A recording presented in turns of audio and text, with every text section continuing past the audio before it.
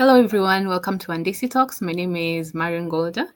I am a civil engineer and a host, and also the founder of Uhandisi Talks.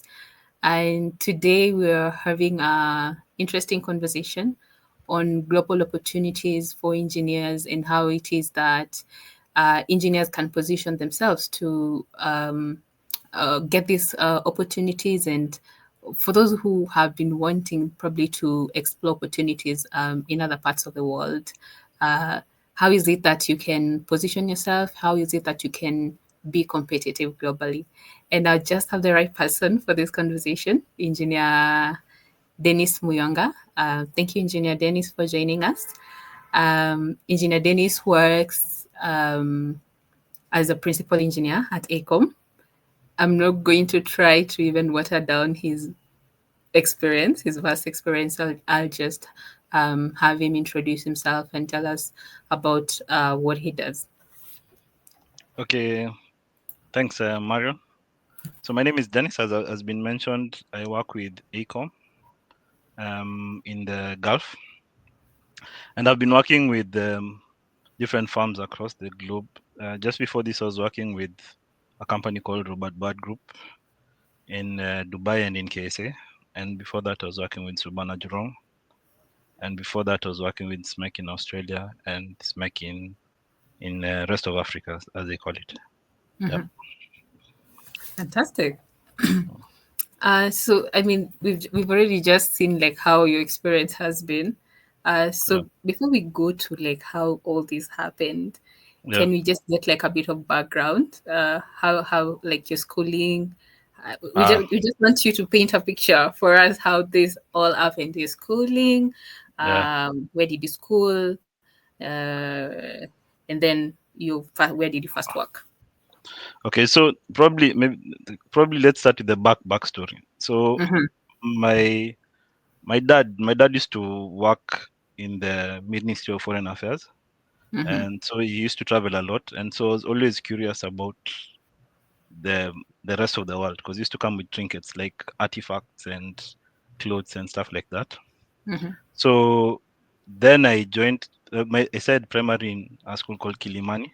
Yeah, It's on Gong Road, yeah. and those sides for Kilimani. And then I went to Sunshine Secondary School along Langata Road. And then I did a bit. So initially used to wait 2 years before you join campus. So I was in Strath Uni for the 2 years. Then I joined engineering at UN. From then I within engineering in UN. So the backstory behind that was I used to like fluid mechanics. There's a Mm-hmm. lecturer called Ngare. I left. I don't know if he passed away. I was made to understand, which is quite unfortunate. But he was quite instrumental into why I chose to do what I currently do. So rest in peace, Ngare.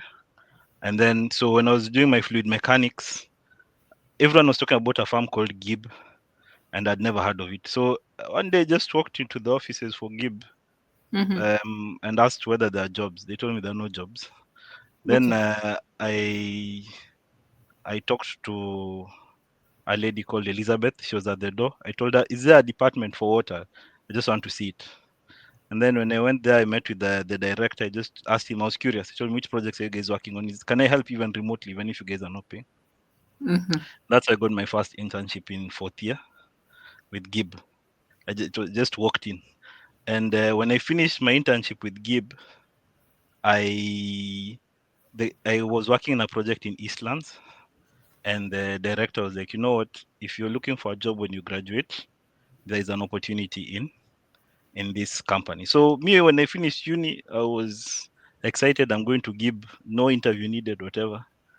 Then when I finished, I went to give as usual, and I was told the director who was there had left. And I was like, "No, what is this?" Oh. So I was a bit disillusioned. Mm-hmm.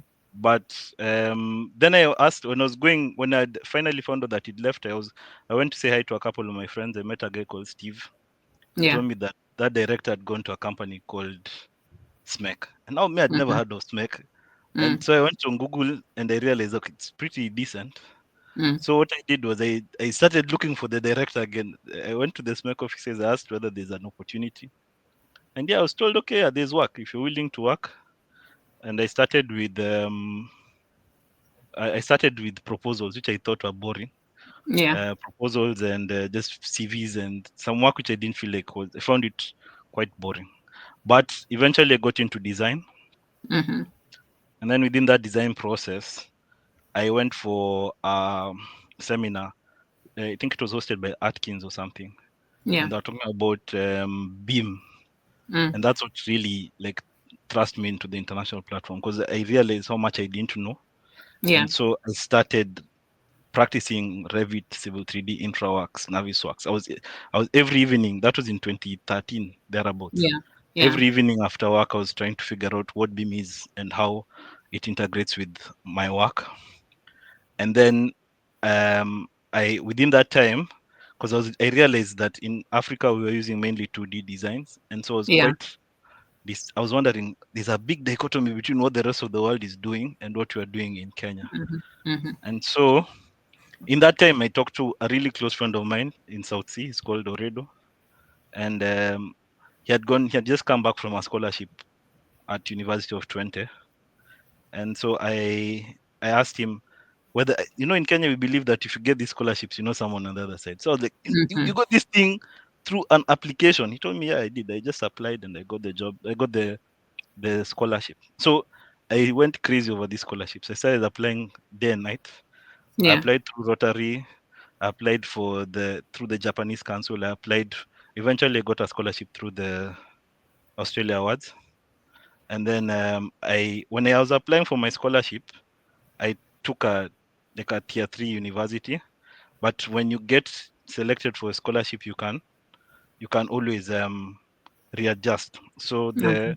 what they did was I chose UNSW after that, and so that's my history. So basically, for my education, it was Kilimani, Sunshine, Strath, University of Nairobi, and then my master's at UNSW. Okay. Fantastic. Yeah, Up to where you are, I yeah, think, speaking for Kenyan engineers, yeah, um, uh, it's almost like where everybody is. Yeah. And then you yeah. talk about this, this, was it a conference that you went to where you go get introduced to BIM, and Oh, it was then, it was this what's it called? It was is what's it called? There was a CPD course which was being offered, and it was at KICC. So I went and Atkins were the ones who were presenting over Beam and IoT, Internet of Things, and oh, that was in 2013. so it And was here in Kenya. yeah, it was in Kenya. It was in Kenya, but it was what had happened was Beam hadn't been integrated into the Kenyan designs as such. Most of the designs we're submitting were still just 2D drawings and booklets, and they hadn't evolved into clash detection and avoidance and stuff like that. So in 2013, I was feeling like we were already too behind. Mm-hmm. Mm, Okay. Okay. yeah, So we see how then you come out of, so when you leave Kenya to go and study. yeah. So were you working at that time also? Were you working also, or did you plan to go and work in Australia? You got your scholarship in Australia, or what Oh, happened? so when I got a scholarship in Australia, I was like, I made sure. I mean, I told you I went for the best engineering uni in Oz. It's called UNSW, and so I found out that where the university is located in Sydney and where the SMEC offices in Sydney are located is quite close. And so what Mm-hmm. I did was I talked to the regional director at that time, Chike, and I told him I need to get a job in Sydney. Mm-hmm. And so I sent an email to him. Eventually, it went to the director for Water Africa called Leon, and Leon sent a letter to the SMEC office in Sydney. Now, but there was a bit of delay because I was about to mobilize and we still hadn't gotten any confirmation. The water department had said that they don't have work, and so I went online. Luckily, that our at that time it was Skype. Our Skype was linked. Yeah, Skype for Mm-hmm. Business was linked to the Sydney office. So I sent them a message and told them I'm coming that said, if there's an opportunity, I told the HR, if there's an opportunity in any department, I'd be keen, specifically dealing in water. So I Yeah. was eventually I was taken by the hydropower team and tunnels in the Sydney office. So we were working on Snowy Hydro 2.0. So that's how I was able to juggle working in Sydney and studying as well. Okay. Yeah. All right. All right. Sorry. So after school, like what I'm trying to understand here is, Mm, um, did you get any challenges getting work in this in SMEC Australia? yeah. Because what I'm trying to get to is the Mm, qualifications that we have. Like there's this notion that maybe you'll need. I know there is the international professional bodies and the yeah. international, you know. So, Yeah. did you get any issues with your Kenyan degree? Did you get any issues getting work in the Australian office? Okay. Let's be honest. The reality that's there is that there's a perception as to our qualifications. Yeah. Mm-hmm. But it's all about how you package yourself. So, for instance, uh, I understand what you're saying. You might be afraid to apply for work overseas, considering that you might not feel like your degree is recognized. However, one thing I want to demystify is that if you don't try, then the answer is always no. As in, you cannot reject yourself. Exactly. There's a HR somewhere or a talent acquisition whose Yeah. job is to shortlist you or Yeah. longlist you, and then your job now becomes making the cut. But Yeah. typically, what I've observed in the international market is they look for skills. Yeah. Yeah. Mm, Okay. yeah. So that wasn't quite a problem for you. That there was no challenge with that. So now when So you feel, uh-huh. I didn't get any challenge in terms of my degree. I mean, and I've always believed if I get a chance to interview, they'll be able to tell that there's a competence that backs the degree, and more especially because Exactly. Mm. most engineering programs across the world are 4 years, and the Kenyan program is 5 years, so it's not too much of an issue for people. Okay. Okay. Mm, That's actually very encouraging. yeah, That's very encouraging. Because now, what I wanted to ask you again was now because I noticed you've registered with Engineers Australia, the yeah, professional body. yeah. Uh, so I do. What I wanted to ask you was also the importance of that. Which professional body you register with, and how it maybe like opened you up to global opportunities. Does that happen? Okay, so first I need to put a I got that membership this year, and there's up until this year I've never needed it as such, but it gives you credibility when you're trying to get into like big multinationals. So that in terms of consulting, global consulting, there are tiers of consultants. So there's tier one consultants who usually go for giga projects. The net worth is usually about billions of dollars, upwards of $10 billion. Yeah. So Mm-hmm. those ones typically they want you to have even if you've done your undergrad say in Kenya, you Mm. have to double down and try and look for a university that has global appeal. And also they'll typically want you to be accredited either with the ICE, Engineers Australia, or something within the Washington Accord or Mm. Dublin Accord. So there's a bit of scrutiny. However, what I'd Mm. encourage you is that it's not a limiting thing. If you have the skills here, what I've observed is these guys need competence.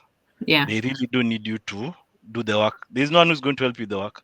So the Mm. thing is, all these other things are smoke screens. It's Yeah. just for credibility. It's like to get you through the door. Yeah. But Yeah. at the end of the day, for you to thrive in this market, you really do need to have something. You can't just coast through it, and you can't. I've noticed in Kenya we have this uh, habit of you amass so many papers. I have CPA, ACCA, DBIT, I have BBIT, I have. So by the time somebody is looking at your CV, they're like, I mean, what are you actually good at? Mm-hmm. So you need you really need to be good at something, whether it's in roads, if it's in water. You have to have that core competence that you use to ride on to permeate through this market. Yeah. Yeah. Actually, that would be shocking, I think, to many Yeah. because Yeah. it's always been stressed to have. to like be affiliated to some professional body, and Yeah. you were saying that you didn't need it for now 12 years. Yeah. Up until even this year, I still don't need it. No one has ever asked me because, but I did it because I've Yes. always felt like I want to have it as a mantle. But for me, it's just an it. The Mm, the irony of the matter is that in my career I earned. So my issue working in Kenya was I always used to feel like the system was beating me down. It's like they're trying to pacify my competence. Like, you're too young. That's what they keep telling you. And so I was feeling I had to. It's like a hazing system. You have to get to a certain age to earn money that makes sense. But even at that age, the mm, money doesn't make sense because you have kids, you have responsibilities. When you look at the how much you're making relative to, yes, you're earning well, but you're still spending a lot of money because no responsibility has come in. So I was like, you know what? And then the Kenyan dream was get into a parastatal where you can probably get a decent per diem and stuff like that, and a decent salary. But in the private sector, the money wasn't as good as I anticipated. So this was a very conscious decision when I looked at the way the system was framed. I I was seeking out a place which would embrace competence at whatever age. So that means if you're 20 and you're good, you should be paid. If you're 30 and you're good, you should be paid. If you're 40 and you're good, you should be paid. The Without a lot of bureaucracy. That's what I'm saying. okay. Yeah, Okay. Actually, no, I like that because you're now telling us that the most important thing is not all these like all the affiliations or the papers, but the skills. it's the skills. The skills in the global market. What has set me apart is the skills. Yeah. I can tell you this. For me, I've always believed learning is. I'm always in a flux of learning. I'm always in a state of improving, self improvement. Yeah. So what happens Yeah. is I read the room. Like right now, if you really understand what the world is saying, is that eventually, if your job is formulaic or it can be done by a machine, you'll be Hmm. redundant. So, Exactly.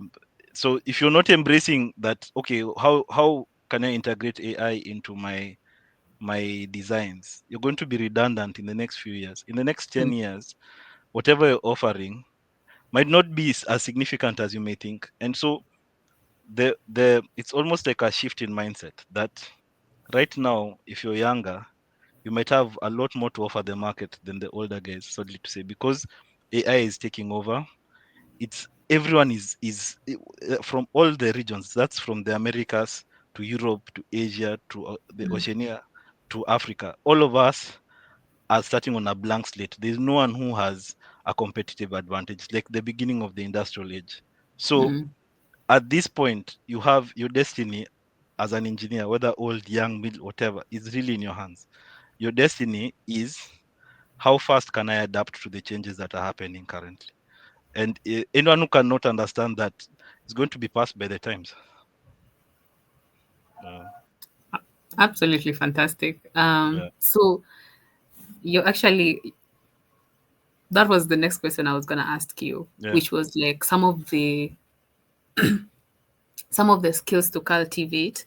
But before we yeah, go to the skills, yeah, Dennis, I wanted for you, you got into the international space yeah, through schooling, yeah?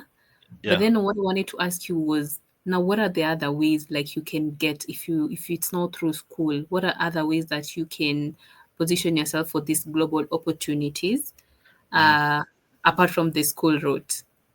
Okay, so there's one thing that I'd like people to understand. Um, you need to first believe in your capabilities, and I know it might sound like it's obvious, but it's not as obvious. If you really ask someone what do they want to achieve in their life, probably they'll tell you they want to earn a lot of money or they want to be happy. But they can't put a finger to what they want to do with their life. Mm, Like, mm, what exactly do you want to do? They cannot state it. So for me, I always knew that. I was looking at the Elon Musks, I was looking at the Bill Gates, I was looking at these guys who have created opportunities across the globe, and I was not seeing an African representation. So the initial thrust was I want to be on a stage where the metric for checking is your competence. No one cares about your race, creed, gender, whatever. It's all about what I can offer the market. And hence, I started applying to multinationals. Even when I was in Kenya, in 2012, I was shortlisted by Shell UK for a global graduate program. So I'd always been in my head, I'd always been approaching firms which have an international footprint. So basically, to answer the question, you need to embrace the fact that you want to work in an international platform. Once you embrace that, it becomes a matter of trying. And when you try, it's all a numbers game. If you make 5 applications, okay, you might miss all 5, you'll be disillusioned and you'll kill it at that. But if you make 100 applications, now your odds have increased. Yeah. Mm. And so that means that chances of you being shortlisted by these international firms is higher. And the one thing you need to know is you just need to be shortlisted by one international firm. And Mm. after that, your perception will be an international consultant, and now you can work across the board. Yeah. Exactly. Yeah. So the start would be wherever you are in your country, Yeah. get into get into the international firms that have A establishments footprint. in your country, yeah, Fine. and then If you from can. there, If you can't, yeah. you need to make a conscious effort towards application on an international platform. So you have to say, okay, I want to work for Shell, wherever the offices are willing to offer my services, or I want to work for Parsons, or I want to work for WSP. So it's almost like you have to hypnotize your mind to accept that you can get these opportunities in the first place, Mm. as in not to self-eliminate or to look down upon where you're coming from. You have to start from, if I am ambitious enough, I'll be able to get into one of these firms. It starts from a belief. Yeah. Yeah. Hmm. Mm. Okay. Okay. What do you think about remote work? Do you think that can work? Like, because right now remote work is really picking up. Do you think that Yeah. can work in the engineering space? Like, you get the international opportunities, but then you don't really physically relocate. Okay, fine. That's a good question, and it's something that I've been exploring. So right now at AECOM, we go to work. So all desks in AECOM International are hot desks. So when I'm in South Africa, I can book a desk there. I go to the AECOM office there, and even if I'm working for a different office, as long as I've booked it within the online platform. So it's something that companies are starting to embrace. Another thing is that because all the desks are hot desks, us guys are only required to be in the office for 3 days out of 5 days, and the other 2 days you work from home. So I know it's a slow process that's starting to pick up, but if you have to Mhm. think a bit about it from an international standpoint, it means Mhm. that you can fly to your country on Wednesday evening, yeah, you Yeah. work there Thursday, Friday, Saturday, Sunday, and then you fly back on Sunday evening and you're back in the office. So it might not be, it's more of a hybrid system than just being within your home country. And giving you the perspective of Abu Dhabi, for instance, it's a Yeah. 5 hour flight. So it means that if I leave the office at 5, I board my plane by 6. It means I can be home by 11. I work on the next day from home, and then I can board my flight on Sunday at 5 and then be in the office by 8 a.m. on the next day.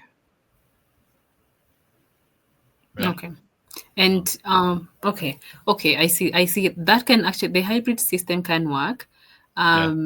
And now can you just talk a bit about, like, if you, from your experience, remote work opportunities, like full-time remote work opportunities. Yes. Have you So come across any? right now, what I've observed is this remote work is mainly for happening for BIM, like modeling, as in the modeling aspect. Mm, So most work is being outsourced from Pakistan, India. Um, so it means that it's a reality. Um, and also, eventually, engineers will also embrace the same. But mm. it's all about payment. So how can you pay?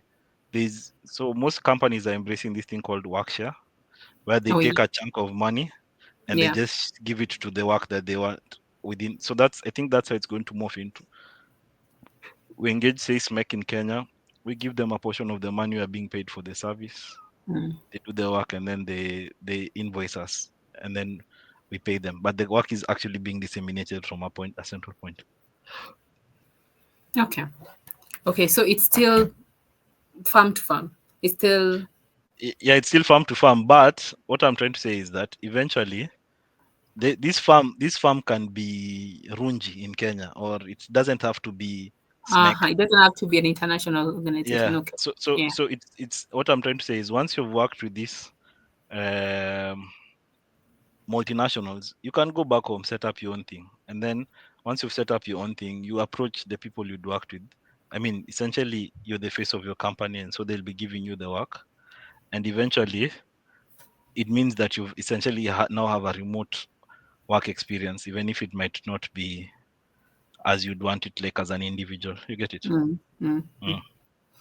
Okay, Dennis, thank you so much. I mean, this far, I have to tell you, I had questions prepared for you on my phone here, but I can't look at Oh, them because yeah. I mean, where the direction this conversation is going, I actually did not expect. Oh, I had totally different, you know, thoughts because I think even those who are viewing right now, by the way, if you have any questions, you can just um, type them on LinkedIn or YouTube. We'll be able to see them and Dennis will be able to answer. Because I was thinking you'd be here telling us you need to join this organization, you need to join this professional body, you need this qualification, you need this. And I was thinking, okay, whatever qualifications we have at the time, maybe they're not gonna be relevant globally. But now you have stressed on skills. Like all you need is to develop a skill, and once you're competent in something and you have what it takes, then that's all you need. I did what not I expect. what I'd tell engineers in Kenya is, I mean, what engineering, your undergrad is supposed to give you the basics, but after that you have to be in a constant flux of learning, and that constant flux of learning is what's going to set you apart from the rest. Okay, we need to be honest. People have different will, different ambition, different intellect, intelligence, etc. So that means that where you might reach point A to B, there's somebody who gets to C, another and D, etc. Mm. However, I'm trying to say, getting into this international market isn't as difficult as people are trying to make it seem. Yeah, yeah. It really is just about how how well you can adapt, Mm. how well you can learn, and then if you offer utility here, you people, because especially in the Gulf, most people just talk about it. So you move from one job to the next off referrals. So the if you're really competent, someone will notice and someone will pick you up and move you to the next international or next big project. Fantastic. Now Yeah, that this is so clear, so maybe now you can tell yeah, us in detail a bit of the story, how you moved then from, you told us you worked in 4 places. That was Kenya, yeah. then Australia, and then Okay. you went to Robert RBG Group. in Yeah. Dubai. So tell us So until now. in Kenya, I told you I started at Gib, and at Gib I was working in the water team, but I was an intern. I was a student intern. When Mm-hmm. I joined SMEC didn't have a graduate program when I joined it. So I joined as an intern as a graduate. So they're calling a graduate intern, which really makes sense to me. But anyway, I took it. Then after some time, I remember trying to act. I mean, at that time I was managing the server for a project called Northern Collector Tunnel, and they asked me to. I didn't have access because I didn't have a SMEC email at that point, and so at that time, the team leader was called Robert Nivergelt. He said that no, this guy needs to be taken in to SMEC system complete, and hence I became the very first graduate SMEC had. Now, with the after becoming a graduate, I did my math. I was like, okay, how long do I need to now get rich? Because I was thinking everyone was like, when I finish campus, the money should start. I'm a graduate from university. I Exactly. need the Yeah. money now. Huh? I need the money now. And then I was like, I did my math. I realized, no. This place, even no matter how many years, there are bands that it's like the consulting world have agreed on. And so you Yeah. can't just leapfrog as you might think. No matter how good you are, even if you're the best of the best, you Mm. can't jump those bands. So I realized, no, no, no, this place, this I cannot overcome the system. And so in that time I was moving between Kenya and South Sudan. I was doing some projects in Uganda, etc. And then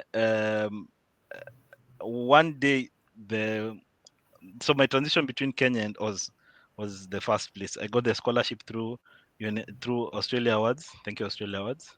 And Mm-hmm. then I went to UNSW, graduated top of my class. I was excited after graduating from top of my class. Now everyone's on LinkedIn. Guys, were headhunters were really keen on, because it's like you have a badge of honor. There's somebody who's verifying that you've worked in that side. So even Okay. in Australia, I was getting offered. Actually, when I finished my masters, these guys were like, you know what, if you want a PhD, come do it. But I was like, I didn't want to be an academic. Mm-hmm. I didn't feel like that's where my career was thrusting towards. So I came back to Kenya. And so when I came back to Kenya, I expected whatever I was earning in Australia should move to this side plus some couple of thousands. But I was told Mm-hmm. no, the economy cannot match the money that you're making in Australia. So I took a pay Okay. cut. Can you believe it? I was Oh. earning more without a master's. Then after finish my masters now, which you should be earning more, you're told no, you have to take a pay cut. Okay, fine. Then in that time, in when I was in Kenya, there was a project it sprung up for in Saudi Arabia called Neom Mm-hmm. project. Yeah. It was Mm-hmm. what it was. It's a giga project. It's probably the biggest project in the world. I stand to be corrected, but it was worth at that time $500 billion, which was I couldn't even fathom. Mm-hmm. So when I was initially completely, I wasn't supposed to be on the project. I was only supposed to design the spillway and leave. But there was a problem. They needed someone who had capacity in 3D modeling of earthworks, like complex earthworks. Yeah. Mm-hmm. And so there's a guy who was at that time the geotechnical lead called David Hughes. He told the project director at that time called Sibyl that Dennis can work in 3D, complex 3D artworks. Remember, in 2013, I was there trying to teach myself Civil 3D, Revit, BIM, because I'd had it from Atkins. Now it's gone full circle. Now I have to use it in real life. Huh? Mm-hmm. Anyway, no issue. So I started modeling the earthworks in Kenya and the spillway. So Mm. the project director at that time was impressed and told me, you know what, there's an opportunity for you to come and work on this side if you're willing. Do you realize that this now is only based on my skill? She doesn't care about my degree, doesn't care Exactly. whether she doesn't even know whether I went to UNSW. She just Mm-hmm. told me there's a job. If you want to do it, there's an opportunity. She found out which university I had gone to when I was filling in some documents for my visa at the very tail end. Yeah. Mm-hmm. And so she told me because of my university. Because so what happens is these guys give points from your masters, etc. So because of my university, it unlocked a bit higher points than the Okay. typical graduate from Kenya. However, it didn't limit some of the other Kenyans we came in because they also got in. So Mm. when I was there, I was given the biggest two packages. So I was given the liquid earthworks to model and the spillway. The spillway it was new. It's called an old spillway. It's quite new. Anyway, so I was able to excel in that until I got the Young Professional of the Year award for Subanajurong Global. And then Congratulations. at that point, Robert Bad Group was part of Subanajurong. So they're like, you know what, if you're looking for a job, there's Oh a job for Lord. you. So I moved within the same office, moved across. I got a job with RBG. My job was a hybrid job. So I was working with the Dubai office and the KSA office. The Dubai office was acting as the main office, and so we were Mm-hmm. getting most of the packages with them. So in that So, time, Dennis, just allow me to yeah, cut you short there before you yeah, continue because we have mm, after Robert, but then we go to AECOM. But yeah, then you mentioned something that what kind of um, helped you get into Neom? You said it was Neom. yeah, Was your digital tools the yeah. 3D model? Just the 3D modeling. And the spillway, you had to design it on Hecras, but Hecras wasn't something that was new to me. I Yeah. had used it. I'd used it just after uni. So the what actually, so we were using something called, especially on this side, we use something called Autodesk Construction Cloud, ACC, Yeah. or Yeah. Beam ACC. Yeah. 360. Mm. So the I started using it in Kenya. I was uploading my models. I do a clash test. I compare them on Navisworks. I Mm-hmm. identify the clashes. I correct my models. I re-upload them onto ACC. It was iterative, yeah. And then we used to have Mm. a clash test report. Mm. So I check my models on my Navisworks, and then I send it to the beam coordinator. The beam coordinator checks it on ACC, makes sure that it's 20, signs it off. Yeah, that was before Mm. it was even being sold for approval. So I'm trying to tell you, for me, my career internationally has largely been framed of just learning new stuff and being abreast to new what's the rest of the world is doing. And I was, and it's not even, it actually might have come from, I was bored of these 2D things. Yeah. When I went for this when I went for the Atkins CPD course, I Mm-hmm. was so blown away at how much I didn't know in my industry. Yeah, you get it. Yeah. This is Mm. in 2013. I was just like, I couldn't believe that I was so oblivious of what the rest of the world is using, Yeah. and it's a standard. And actually, this thing went a bit further when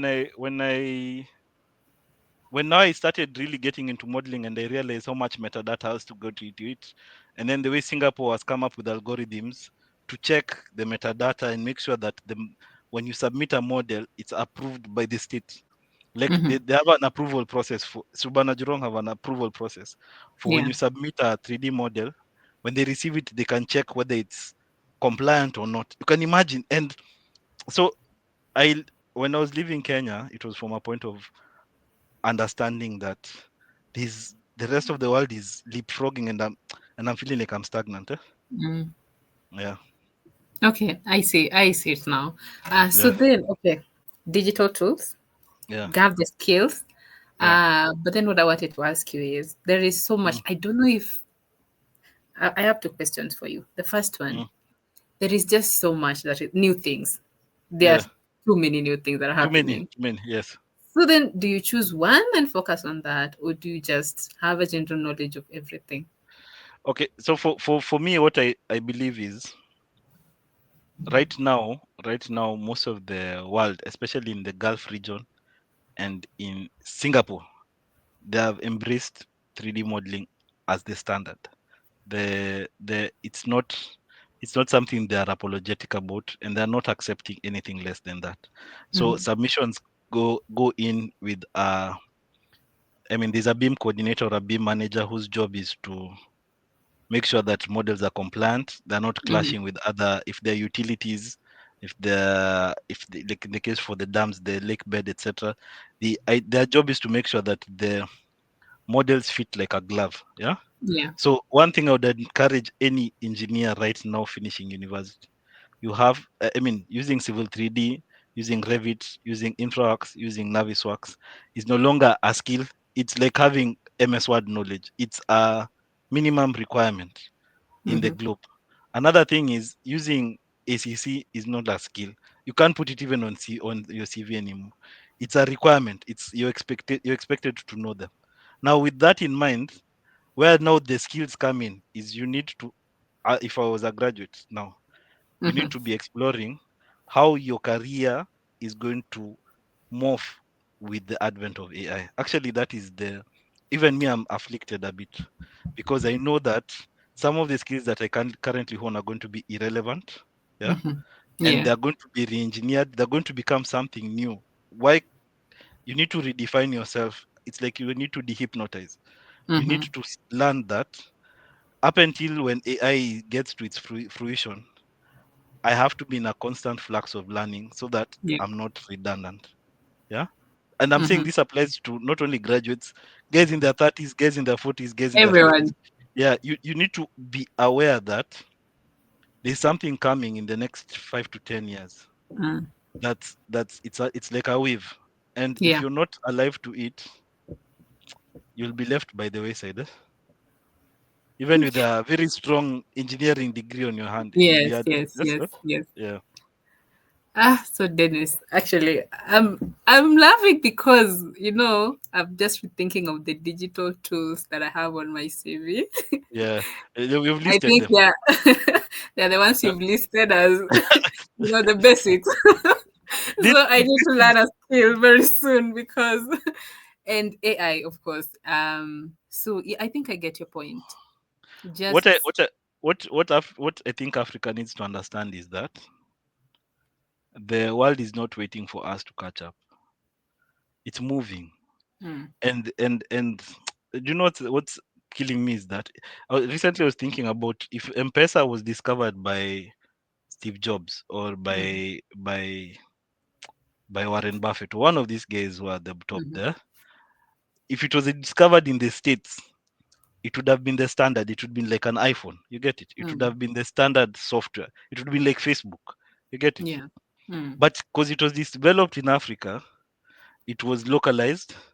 It's tried to make inroads into other countries, fine, but you can mm, see that it didn't 10x its potential. It stayed right within its local environs. And so sometimes I feel like the reason why I went global was I've always believed that I need to be competing internationally. mm, Otherwise, if you're competing with you went to, let's say you've been the same environment, yeah. your perception is you only have one perspective. You haven't seen the how big the world can be, and also you never know. Maybe at that other place is where you're supposed to make that connection that counts. That's where you're supposed to learn that thing that is going to change the world. And fundamentally, I feel like our purpose, if you had to tell every human being, remove money from the equation, Mm, as in if you had enough money for the rest of your life for 10 generations, yeah. they would tell you that they're trying to help the human race. And so, how will you achieve that if your ideas are localized? Your ideas, you want to, your solution might only work within a very small radius. Mm, mm, Yeah. Yeah. mm. Okay. Mm. Okay. Thank you. Thank you. Thank you, Dennis. Actually, myself, I think at this point I'm kind of like satisfied. I'm already having like some of the things that I need to Okay. work on. So that's Yeah. fantastic. Thank you also for bringing up the AI issue, which Yeah. is it's very important. I mean, first of all, it might be overlooked, especially for civil engineers. We might leave it for software engineers and whatnot.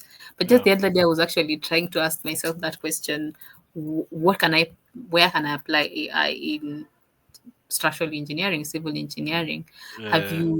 Have you seen it adopted maybe in your organization or maybe in your experience, places where you have applied it firsthand in your work? Okay.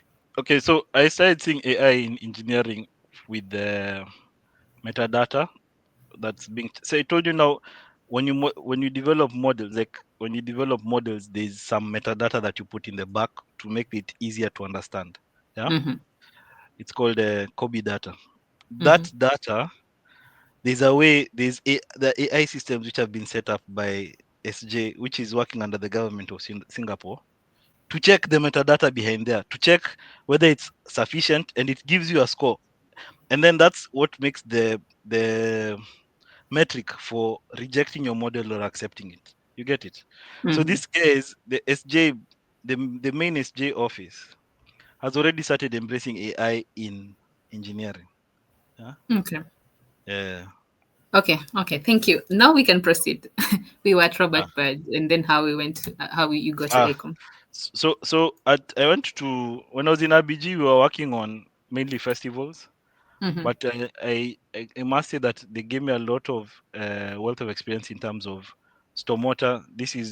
That's why I started using info drainage, and I started learning how because in mega infrastructure you Yeah. typically don't go into the nitty gritties, but I started learning how to size inlets like properly, and Mm-hmm. just the finer details of the stormwater management systems, not the mains.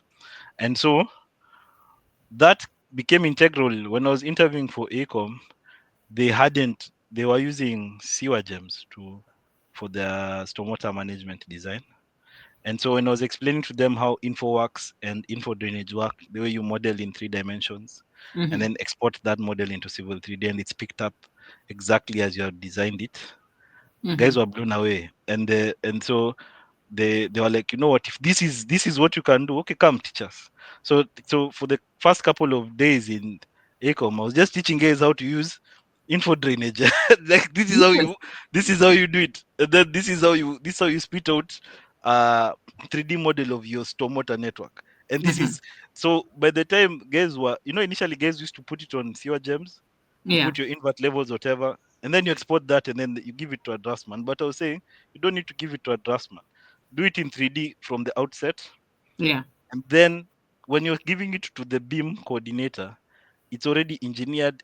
Everything has been checked. You put your design criteria, Mm-hmm. everything is 20. And so you realize uh, I came again to AECOM because of my skills. No, Yeah.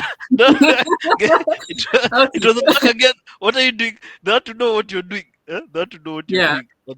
So I don't know how to stress this enough. My career, even the scholarship I got. Actually, the back story when I got, Mm. before I got my Australia Award scholarship, Yeah. I'd applied to too many scholarship. Boy, Rotary. I don't know. I got even tired. I remember my wife was telling me, you apply to these things and they're usually given even before you get send the application. So I told her, okay, Mm. you wait. But the thing was, the motivation that actually secured me my scholarship Mm-hmm. was about the drought mitigation.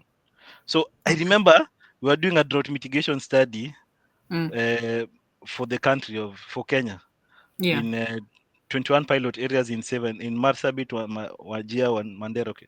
So I remember telling guys, wait, this thing you want to tell me happens every 5 years? They're like, yeah, every 5 to 10 years.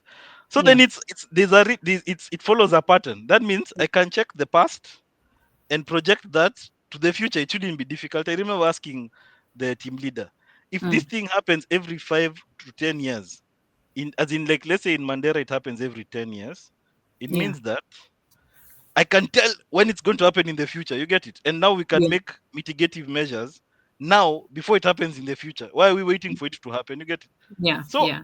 I wrote a I based my thesis off that. I said I want to figure out a way to propagate this, to focus these droughts in the future, and so that I can be able to tell the government this is when the droughts are going to happen up until the year 2100. Mm. This is when you should start instituting drought mitigation mechanisms across Kenya. You get it? Mm-hmm. Mm-hmm. And so when I went to UNSW, I came to find out about global climate models and how you can be able to focus, as in there are studies which have been done to focus to the weather in the future. So basically, my only job was I get ground data from, let's say, the Met stations in Kenya. I compare Mm. them with what the GCM is saying in the past. I correct it for errors. I propagate it into the future and tell them this is the dates when I anticipate the droughts are going to happen. So I'm trying to say my life has always been about solving problems and gaining skills. Mm-hmm. I typically am not a fan of amassing papers because I realize it's a smoke screen. It's a Yeah. smoke screen to hide behind incompetence. Like you don't want to learn the actual work. You want to put a paper there and present it to Mm-hmm. someone, but you don't know how to do the thing. You get it? How to do the So work? Yeah. yeah. So for I've adopted a different philosophy. I want to know how to do the actual work in real Yeah. life. Mm. Yeah. And then if there's a paper, fine, it's a plus. But my thrust has always been I want to actually give you a solution that works. That's the difference. Amazing. That's why we are engineers to Yeah, give yeah, solutions.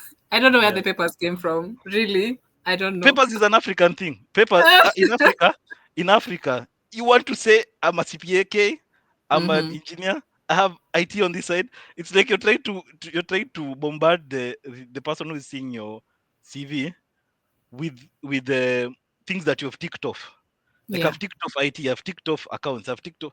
But when the person, okay, not even the person, even you as an engineer. Imagine if you are to get a CV which has bachelor's in engineering. masters of engineering, doctorate in engineering, yeah, Mm-hmm. in Yeah. 15 years, yeah. Yeah. And then the guy still has a CPA, has an IT degree. Okay, Yeah. you're going to ask yourself, what do you want to do with your life? And then the second thing you're going to ask yourself is, you've spent your life in academia, which is fine, but do you actually apply the skills that you've used in real life? Where is the real life correlation between the solutions that you're coming up with? And Yeah. so I feel like there's a big dichotomy between what Kenya has glorified. We need to glorify competence. Like, Competency. yeah, this person, all these things, even EBK, IK, the trust is competence. Mm-hmm. We want to validate that you know what you say you know what to do. Yeah. Yeah. These Yeah. other things are a smokescreen completely. Yeah. Yeah. Fantastic. Yeah. Personally, I have learned so much already, Dennis. Yeah. Everything is clear for me right now, but of course, I have more questions. But before we continue, we have two comments. One from Dan, who is saying, "Well done, Engineer Muyonga," and then we have another comment from Gift Elmanda. He's saying, "I'm a chemical engineer from Malawi. Just finished my bachelor's. Am I in the right place? I mean, this conference." Yes, Gift, you're in the right place. We're sorry for being too civil engineering-ish, but yes, you're in the right place. You're talking about how engineers can be position themselves to be globally competitive. And so far, Engineer Buyonga has been telling us about how we need to focus on competency, developing the actual skills and not the papers. So yes, you're in the right place. Um, so we continue, Dennis. Can you talk about networking? For me, networking, And imagine, is your friends. Networking, networking, networking is not. We need to demystify it. It's not. Mhm, It's not about. If you go to someone and talk to them, they'll feel like it's choreographed. You don't feel like when somebody's sorry I don't know if I can say it here, but it's almost like you're kissing us. You need mhm, to you need to look for authentic networks. Authentic network means I've worked with you, you know what I can do. mhm, That's an authentic network. And now you leverage that to tell me, you know what, I was with you on NCT, I was with you on this project. Twerk it. You know, you've seen my work. Yeah. mm, I need mm, to get into this. Whatever the current my current employer doesn't resonate with who I feel I am now. I'm mm. looking to shift jobs, and because we've worked together, you can vouch for my competence. I want you to vouch for me in your current employer. That's a network. This thing that you're going for a coffee date, okay, fine, it might work, but you're starting from so far. Yeah. First, you're starting from the point that this person has no clue who you are and what you can do. Mm, Second, if they vouch for you and you're not as competent as you claim, they're also putting their credibility in question. Yeah. And yeah. so they might not be inclined to vouch for you in that case. However, if you capitalize on the people you've worked with, you have a better chance of getting the opportunities because they know you. Yeah. Okay. Yeah. That is actually a new point of view that I'm hearing for the first time today. Yeah. So thank you. Yeah. Um, and also now bringing it back to coming back to our the topic of our conversation today. Now, leveraging on who you know, who you like the people who know you and what you can do. That is that also like if you want to get because you're talking on getting to the global space.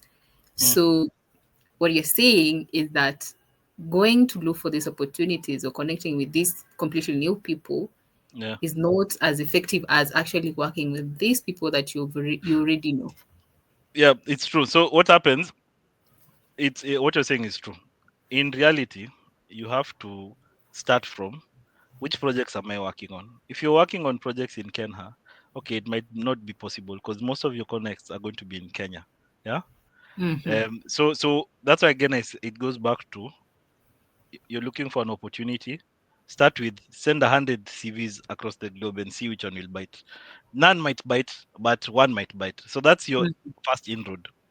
The second inroad is if you're lucky to be able to get into a multinational. There are too many in Kenya. There's Aegis, there's Aegis BCM, there's SMEC, there's Gib. And Gib is Gib was from the UK. There's Zutari. There Hmm. is Which other farm is there? There are too many. There's a AECOM has a footprint in Kenya now. Huh? Okay. So the you start first by, if you're competent enough, go there, put out your application, put out an application in these farms and see whether they'll bite.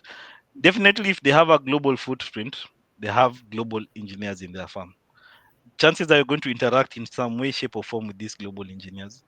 And with that, they're going to put responsibility on your head, and your job is going to be to deliver. If you deliver, now you deliver one project, two projects, 10 projects. Okay, now your credibility now is increasing, and they start Mm. having a belief system in you. And now when you tell them, is the other, because they'll move. The global consulting firm is too big body, so they'll move from AECOM to Jacobs, or from AECOM to WSP, or Oh from yeah. AECOM, Mm-hmm. or from Mm-hmm. SMEC to. So in that transition, look at the connects that you'd made in your employment. Are they in a position of influence? Some are directors, principal engineers, associates, etc. Check if they're in a position of influence. Now it's easy. Tell, if you'll have 10 people in positions of influence, then tell them, get this. We work together on 2, 3, 10 projects. I'm keen on moving into AECOM. Please let me know. I'm keen on moving to Jacobs. So then now it becomes a question of whether the position is advertised, they can leverage for you, or they can vouch for you in their forums that have worked with this person and that are good fit for this position. Many times the connects that are worth any salt are implicit. They're not explicit. Mm-hmm. Yeah, Yeah. Thank you. yeah. Truly, that has been eye-opening for me. Really, I think I used to do networking the other way around. So So if thank you you go for to that. someone, I want you to picture it. You're in the streets. Somebody comes and talks to you and Yeah. asks you, "I want 1,000 shillings." The chances you'll give them are slim, if not none. Yeah. But Mm-hmm. Mm-hmm. picture a situation where you've been working with someone, they come to you and tell you they want 1,000 shillings. Who do you Yeah. think you're going to give the 1,000 shillings to? Definitely the one you're working with, the one you know. Yeah. So the thing is, it's all about leveraging on your relationships, Yeah. and obviously there has to be a competence that's backing up those relationships. But it's easier to get through your relationships because they can vouch for you from a more personal front. Huh? Mm-hmm. Yeah. Okay. Um, Another question I had, Dennis, was we talked about the digital tools, the technical skills, build the competency, have the skills that is needed. Now we've talked about leveraging the relationships that you have. And now I wanted, because, when you're talking about how 3D modeling opened you up to the global space, I was thinking about maybe people who are not really interested in um, you Modeling, know the it, there is the I feel like there are people who like the design, and the people design, who are the like really tech into country. managerial contract, this So other so part. I understand. So you're talking about project management, managing other. So Exactly. the engineering, if we put it simply, has the people who do the designs, the Hmm. designers, and the modelers, and then the people who check the people who are doing the designs. But Exactly. if you're the one who's checking the people who do the designs and making sure they're beating their deadlines, you still need a background in design because you cannot check work that you don't understand. Hmm. You understand? So you can. Yeah. What I'm trying to tell you is you cannot run away from design. Design forms your foundation. It forms your design and supervision and contract management. They Yeah. form your foundation for checking timelines and essentially checking the logic of why something has to be delayed, why something Hmm. should be issued on a certain date. You understand? You Yeah. should be able to talk the language of the designers. Okay, first. Secondly, Mm. if you intend to pursue a project management space, your life is a bit harder because it means that you have to be astute. You have to be one in 10,000 because typically the reason why people run away from design is because it's perceived to be a bit harder than project Hmm. management. Yeah. And so in Hmm. that case, for you to be a good project manager, you have to be really spot on in terms of getting the work done the day it's done. So that means you have to put your feelings away from delivery. Hmm. You need to get into the headspace of I'm going to get this work done by all means necessary. And many times, if you actually find the really astute project managers, they are very shrewd because they know that if the project is delayed, if the work is not done to a certain delivery standard, the buck doesn't stop with the designers. It still rests on their shoulders. Yeah? Exactly. So my my understanding of these project managers is you typically have to dissociate yourself from emotions, or you have to dissociate yourself from the emotionality behind the design. Mm.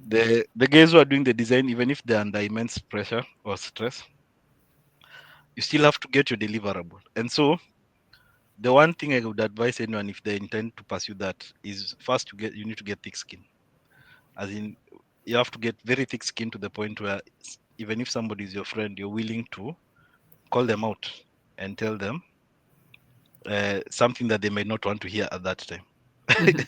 And then the Okay. second thing is you need to invest in like actually learning project management. So I told you the foundation is the design. You have to have a functional understanding of how designs are done, how work is supposed to be submitted, how work is supposed to be packaged. And then you now have to understand the timeline aspects. Project Mm. management has a lot to do with it: documentation, resourcing. If you're not willing to take the time to understand how one and two, it's almost like you have to be a strategist. You look at things from above and look Yeah. at what are the knock-on effects and what might cause a delay at the end, Mm. and then start mitigating it at the beginning. Yeah, Okay. a project manager needs almost like a third eye to see things from the top of the hill Mm. and not the from the work itself. Okay. Okay. Yeah. Got it. No. I think for me, I have like from this point onwards, I'd like you to answer some more relaxed questions. But Yeah. before that, we have a question from Timothy. Timothy says, "Hello, engineers. I agree that BIM skills are vital to stay relevant in the construction industry. I wish to ask Engineer Muyonga if consideration of carbon impacts or embodied carbon designs are done abroad." Wow. So this is now the rest of the world is moving into some crazy stuff, um, Timothy. So what you're saying is carbon footprint and how it affects the project is now being considered. They call it life cycle assessment. And so currently, what is happening is that you have to, in your designs, like for structural buildings especially, you have to say what the carbon footprint is from the buildings. And also, there's something right now, it's, at least in Australia, they've started with this thing called Open LCA, which is a program which shows disposal of waste, not even just carbon, but essentially the life cycle of when you have, putting it quite simplistically, I buy a phone. I mean, the phone is manufactured, it generates waste. How is that getting into the landfill? Once it's used, it stops being used, it's crushed. How does it get into to the landfill? And so the global market is now looking at the life cycle of the products and also the carbon footprint. Yeah. So yes, in putting it quite simply, is it's currently in use. There was a different team for the project I was working on Neom. There's a different team specifically who had this as their to-do list. Yep. Okay, thank you. And a comment from Engineer Ambrose Twitter. Great inspiring talk. Thank you, Engineer Ambrose, for tuning in. So now, Dennis, to the more relaxed questions. I wanted to ask you, what is it that was more shocking, like culturally? And I know that because you're talking about global work, Mm, we mm, need some cultural sensitivity. What was yeah. most surprising to you, and what you had to adjust to in that sense? Okay. First of all, and I'm saying this with all. I don't know, not to pontificate, but I don't see many Africans venturing other than Nigerians. Actually, the Nigeria here it's Nigerians and one or two Kenyans, but and then many guys from Egypt. So the one cultural thing I realized was, as in Africans aren't venturing out of Africa. Guys from Pakistan, India, Australia, UK, states are really in the international market. Really, most expatriates are coming from those countries. The states, UK, um, Australia, and Pakistan and India. And so the biggest cultural shock was just as in there are no guys who are black. And so I was just like, I mean, why? Why are people so afraid of? Sometimes I feel like it's more of people are afraid of whether their skills will be relevant. Mm-hmm. And then so it's scary to go into a new place.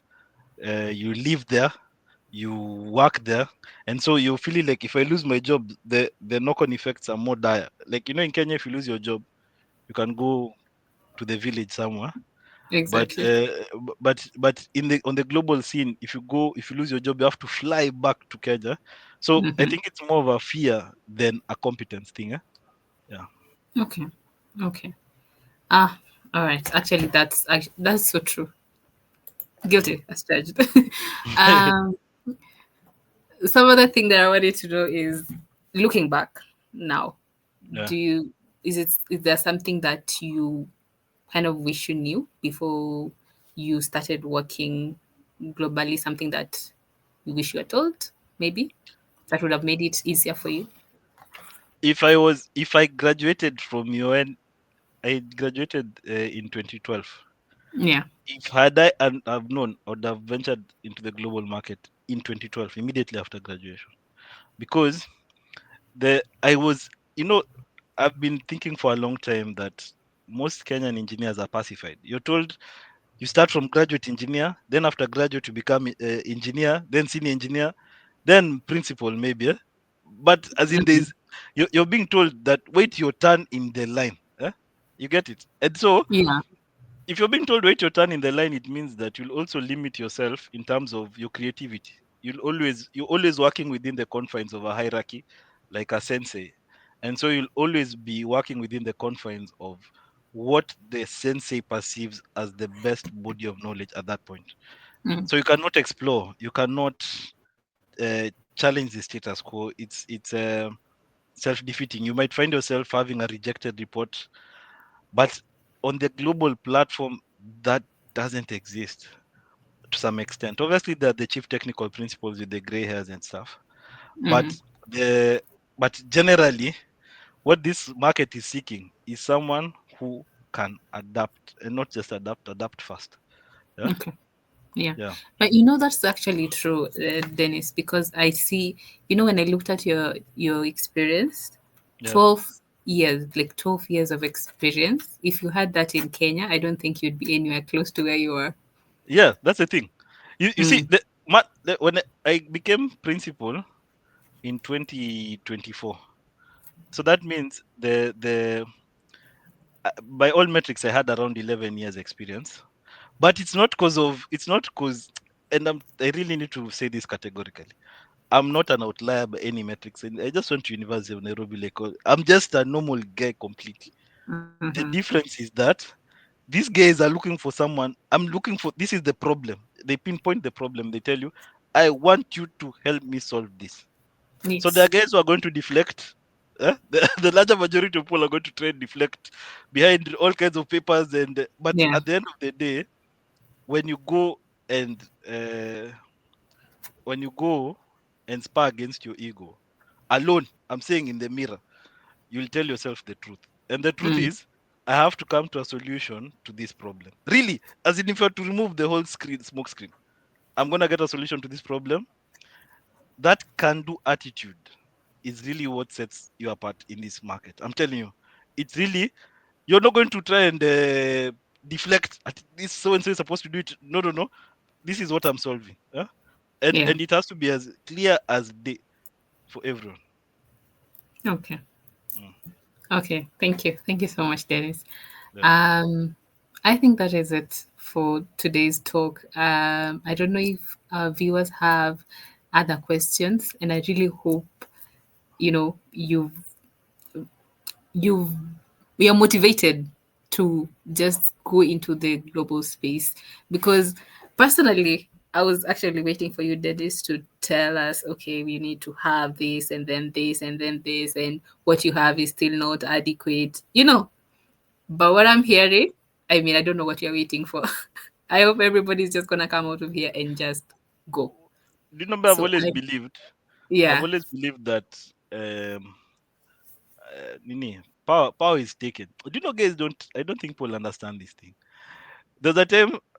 There's a time I was telling my dad, we are here now, we are here. As in, I was trying to tell him, we're not going to wait for you guys to tell us that we are ready to be on this. No, no, no. That one we've left it for you guys. Us yeah, guys are here now. Eh? And so we're taking this thing, whether you want to give it or relinquish it, or we don't care whether now you're willing to hand the baton over. Us guys hmm are taking it. And so my belief has always been, I'm not waiting for someone to tell me that you're ready now, you're baked. Now you can now finally rise to the occasion and become the principal. No, I'm yeah, not even waiting for your stamp of approval. I'm taking it whether you want to give it to me or not. hmm Yeah, yeah, that's the spirit. yeah. Thank you so much, Dennis. I have really had a great time, and not only a great time, I have learned a lot, and I hope that has been the case for everyone who joined us today. Thank you so much for making the time to join us here at Uhandisi Talks. I don't really think we have any more comments or questions. So maybe the viewers are open to contact you in case of anything, questions, connect on Yeah, LinkedIn. yeah, no worries, no worries, no Yes, worries. yes, yes. Oh, we have one last comment. Engineer Maureen Mwangi. I think every young engineer should hear what engineer said. I am more than motivated. Same here. So thank you so much. Thank you so much, Dennis. Okay, Um, hopefully we have, I know people would like to hear from you more going forward. no, it's okay. So yeah, so we'll reach out in case of any requests. Bye bye. Asante sana. Okay, okay, bye. Cheers. All right, cheers.